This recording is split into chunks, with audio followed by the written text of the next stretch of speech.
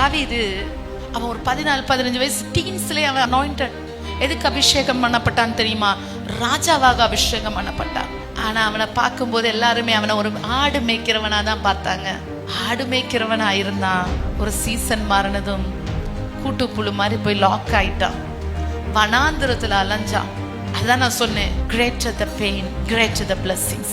வலி அதிகமா இருந்திருக்கும். சொந்த பந்தம் கூட இல்ல, தேற்றுறதுக்கு கூட ஒருத்தரும் இல்ல, தனியா அலைஞ்சான், கஷ்டப்பட்டான். அதுக்குன்னு ஆண்டவர் அவனை கைவிடலையே. என் கர்த்தர் அவனை அந்த அலைஞ்ச நேரத்துலதான் அவன் ராஜாவா உருவாக ஆரம்பித்தான். வனாந்திரத்துல அலையும் போது ரொம்ப கொடுமையா இருந்துச்சு. வனாந்திரத்துல அலைகிறது ரொம்ப கஷ்டமா இருந்துச்சு. வசனம் சொல்லுகிறது, சவுலோட ஒரு பெரிய பராக்கிரமசாலிகள் இருந்தாங்க. ஆனா தாவீதோட இருந்த கூட்டம் கடனாளிகள், முறுமுறுக்கிறவங்க, பயந்தாங்குதிகள். இந்த கூட்டத்துக்கு தான் தாவீது தலைவனான அவனுடைய குக்குன் ஸ்டேஜ்ல. ஆனா என் கர்த்தர் சீசனை மாத்தின நேரத்துல தாவீது எப்படி இருந்தான் தெரியுமா? தாவீது ராஜாவானான். அவனோட இருந்த அதே பயந்தாங்கொல்லிகள் தான் பராக்கிரமசாலிகளாய் மாறினார்கள்.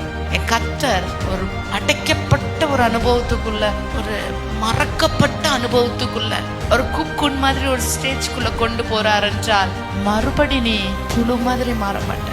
சிறகடித்து கர்த்தர் பறக்க பண்ணுவார்.